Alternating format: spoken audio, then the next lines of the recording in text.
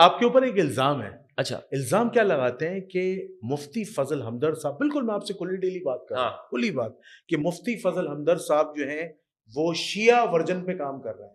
یعنی مفتی فضل ہمدرد صاحب کے سبسکرائبر بھی زیادہ شیعہ ہیں، شیعہ ان کو سپورٹ کرتے ہیں، اور ان کا جو مقصد ہے سپورٹ مطلب شیعہ ان کو سپورٹ کرتے ہیں. واہ بھائی یہ تو اہل بیت کی شان میں بیان کر رہے ہیں، تو وہ واہ واہ کر رہے ہیں. تو یہ تو تف کرنا چاہیے پھر ہمارے ان فرقہ پرست ملاؤں کے اوپر کہ یہ کیوں سپورٹ نہیں کر رہے. میں تو اہل بیت کی بات کر رہا ہوں، میں تو اہل بیت کی، اور یہ باتیں کر جاتے ہیں جو اچھا ایک بات، آپ وہ باتیں کر جاتے ہیں یا وہ باتیں کر جاتے ہیں متنازع باتیں جو اہل سنت ورژن کے خلاف ہیں. آپ اس کے اوپر آئیں گے، اس کے اوپر بات کریں گے. یہ سوال کو آپ لکھ لیجئے گا. جی جی جی. دیکھیں جہاں تک بات ہے اہل التشیع کی، میری باتوں کو پروموٹ کرنا، میں ان کا شکریہ ادا کرتا ہوں.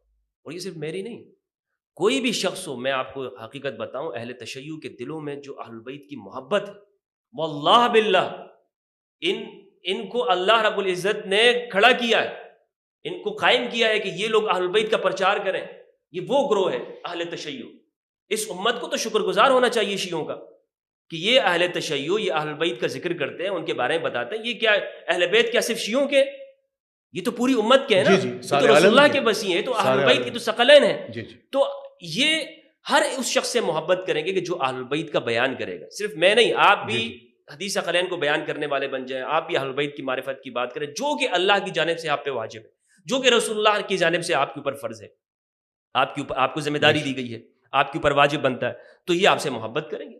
ان کے دلوں میں، ان کو میں نے دیکھا ہے اہل بیت کے ذکر پہ یہ روتے ہیں، اہل بیت کے لیے اپنی جانیں دیتے ہیں، یہ قربان ہوتے ہیں. ہمیں ان کا شکر گزار ہونا چاہیے. ہمیں ان سے نفرت نہیں کرنی چاہیے تھی. بھائی یہ مطلب شیعہ کے ساتھ کیا اختلاف؟ شیعہ کے ساتھ جتنی بھی اختلاف ہے امامت کا نا، تو یہ کس کو امام مانتے ہیں؟ نہیں، اختلاف تو بہت ساری چیزیں، بہت سارے اختلافات ہیں، لیکن بنیادی اختلاف یہی ہے جس کے اوپر ہمارے ائمہ نے لکھا ہے، شہرستانی وغیرہ نے، کہ تلوار اس کے اوپر چلی ہے. تو یہ امام کس کو مانتے ہیں؟ یہ کس حوالے سے میں سمجھا؟ امام کن کو مانتے ہیں؟ علی کو امام مانتے ہیں، حضرت علی امام، امام حسن کو. شیعہ تو حضرت، تو یہ کون سا 12 امام کو مانتے ہیں. کون سا کفر اسلام کا مسئلہ بنا دیا اس کو آپ نے؟ تو آپ اس کے اوپر تو گفتگو ہونی چاہیے. ٹھیک ہے آپ کے دلائل اسلام کا نہیں، لیکن اچھی، یعنی ان کی سوچ بہتر ہے نا. اصل میں اہل سنت کا جو بنیادی جو اختلاف ہے سب سے بڑا، جس کی وجہ سے وہ آپ کو بھی متنازع کہتے ہیں، چونکہ اہل تشیع جو ہیں ان میں جو تعداد ہے روافض کی، یعنی صحابہ کے گستاخوں کی بہت زیادہ ہے. تو اسی وجہ سے جب مفتی فضل ہمدرد صاحب قرآن و اہل بیت کی بات کرتے ہیں، یا وہ باتیں، وہ تاریخ کی متنازع باتیں جو شیعوں کی فیور میں جاری ہوتی ہیں اور اہل سنت کے خلاف جاری ہوتی ہیں، تو اس پہ وہ کہتے ہیں کہ نہیں یہ تو بھائی شیعہ ورژن پہ کام کر رہا ہے، یا اس کی سوچ میں رافضیت ہے. آپ پہ نیم رافضی کا بھی الزام ہے. اچھا یہ چھپا ہوا رافضی کھل کے سامنے نہیں آتا، یہ عوام کے اوپر. میں بالکل اوپن ہوں، میں نے کوئی چیز چھپا کے نہیں رکھی. کیونکہ آپ نے ایک دفعہ کہا تھا ٹھیک ہے اگر مجھے رافضی کہنا ہے تو ہوں میں رافضی. تو صحیح بات ہے نا. اگر آپ کہتے ہیں کہ بھائی یہ بات رافضیت ہے، حدیث ثقلین کا بیان کرنا رافضیت ہے، امام علی علیہ السلام کی ولایت کا اقرار رافضیت ہے، من کنت مولا فہذا علی مولا کا اقرار کرنا رافضیت ہے، انت منی بمنزلۃ ہارون من موسیٰ الا انہ لا نبوۃ بعدی کا اعتراف کرنا ہے، یہ رافضیت ہے. اور یعنی یہ کہنا کہ صفین میں ہوتا تو میں علی کے ساتھ ہوتا، یہ رافضیت ہے. تو ٹھیک ہے رافضیت. اور اس معنوں میں تو اہل سنت کو قبول کرنا چاہیے. اہل سنت کے اکابرین نے بھی لکھا ہے کہ ہاں یہ بات صحیح ہے، ہم علی کے ساتھ.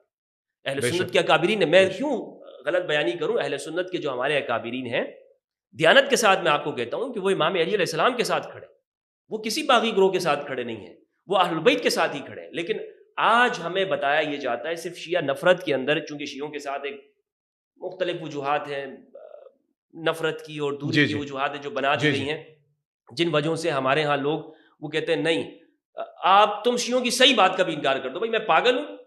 میں اللہ کی گواہی کا انکار کر دوں؟ یعنی شیعہ کی اگر صحیح بات بھی ہو میں اس کو نہ مانوں صرف اس لیے کہ وہ آپ کے فرقے کا نہیں ہے، میرے فرقے کا نہیں ہے. تو اس کا مطلب تو یہ ہے نا جنید بھائی کہ ہم اللہ کی گواہی کو چھپانے والے ہوں گے. کونوا قوامین بالقسط شہداء للہ، انصاف کے لیے کھڑے ہو جاؤ، اللہ کے لیے گواہی دو. کیا مطلب ہے اس بات کا؟ کہ اگر وہ بات میرے اپنے فرقے کے خلاف بھی جاتی ہے، اگر وہ بات میرے اپنے مسلک کے خلاف بھی جاتی ہے، میرے اپنے والدین کے خلاف ہی کیوں نہیں جاتی ہے، وہ کسی اور فرقے کے، میں پھر بھی وہ حق میں بات کرتا ہوں. اگر وہ سنی کی بات درست ہے تو میں وہ بات کروں گا، دلائل کے اوپر میں دیکھوں گا.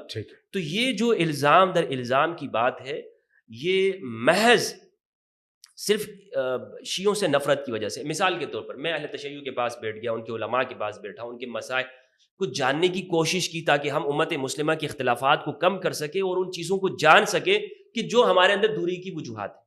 اب یہ کہتے ہیں کہ نہیں ہم ہمدرد کے ساتھ نہیں بیٹھیں گے. کیوں نہیں بیٹھیں گے؟ اس لیے نہیں بیٹھیں گے کہ یہ تو شیعوں کے پاس جا کے بیٹھ چکا ہے. تو یہ کوئی معیار ہوا؟ یہ الزام ہے آپ کے اوپر. یہ الزام نہیں, وہ دیکھتے ہیں نا کہ میں کیا, تو کیا یہ معیار بنتا ہے کہ آپ کسی کے ساتھ نہ بیٹھیں؟ آپ تو پیس اور ہارمونی پہ کام کر رہے ہیں. پیس اور ہارمونی کو ایک سائڈ پہ رکھ دیں. اگر کوئی شخص کسی شیعہ کے ساتھ بیٹھ جاتا ہے, ان کی مجلس میں چلا جاتا ہے, تو کیا اس کے ساتھ بندہ بیٹھنا چھوڑ دے؟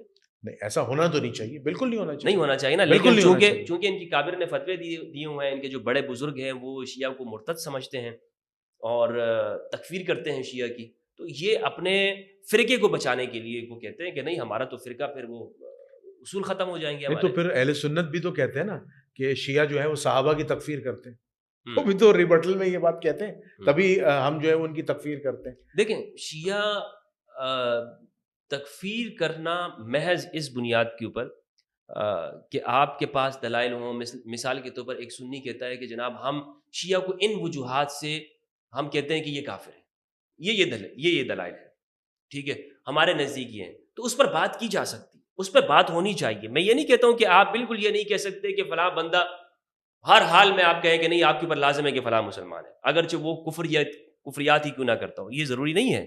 آپ کہہ سکتے ہیں کہ بھائی یہ بات توہین میں آتی ہے, یہ بات اسلام سے خارج کرنے والی ہے, یہ بات یہ, لیکن یہ چیزیں کہاں پر ہوں گی؟ یہ بات اس جگہ پر ہوگی جب آپ ایک دوسرے کے ساتھ بیٹھ کر اس کو ڈسکس کریں. آپ میرے پاس آئے, آپ نے مجھے کہا کہ ہمدرد بھائی فلاں شخص فلاں آدمی وہ یہ کام کرتا ہے, اس کا نظریہ یہ ہے وغیرہ ہے, فلاں کے اندر یہ چیزیں پائی جاتی ہیں, میں ایک جانب سے ہو کر فیصلہ دے دوں, کیا یہ انصاف کے اوپر مبنی ہوگا؟ نہیں. اور میں اس کو بلاؤں بھی نہیں. بھائی قاضی کا فیصلہ کیا ہوتا ہے؟ قاضی کا فیصلہ یہ کہ دونوں طرف بات ہوتی ہے. میں اس کے دلائل کو پڑھوں گا تو صحیح. جی بالکل. آج تک ہمیں یہ بتاتے رہے کہ شیعوں کے 40 پارے ہیں. میں پاکستان سے ایران سے عراق گیا, وہاں پہ میں نے دیکھا یہی قرآن وہ پڑھتے ہیں کہ جو ہماری مساجد کے اندر ہوتا ہے, جو سعودی عرب ریاض سے چھپ کے آتا ہے. تو میں اپنی آنکھوں کے اوپر یقین کروں گا یا میں مولوی صاحب کے بتائے ہوئے نفرت کی باتوں کے اوپر؟ تو اب چونکہ میں وہ دیکھ لیا, میں نے وہ بات, تو میں نے کہا کہ نہیں, یہ ہمارے فرقہ پرست مولوی نے جو بات کی یہ بات صحیح نہیں ہے, یہ میرے پاس اللہ کی گواہی ہے. ٹھیک ہے, یعنی اس بات کی گواہی میں نے آگے ڈیلیور کرنی ہے, میں نے لوگوں تک پہنچانی ہے. یہ کہتے ہیں نہیں تم یہ بھی نہیں بیان کرو, تم صرف وہی بیان کرو جو ہمارا کابر نے لکھا ہے کہ ان کے 40 پارے. میں کیوں مانوں بھائی آپ کی اس بات کو؟ تو پھر تو یہ اس کا مطلب ہے آپ اپنے فرقے بچا رہے نا. آپ اپنے فرقے بچانے, میں آپ کا فرقہ نہیں بچا رہا ہوں, میں تو اسلام کی جنگ لڑ رہا ہوں, میں تو اہل البیت علیہ السلام کی معرفت کی بات کر رہا ہوں. تو اس لیے ان کا نقطہ نظر میرے حوالے سے یہی بنے گا.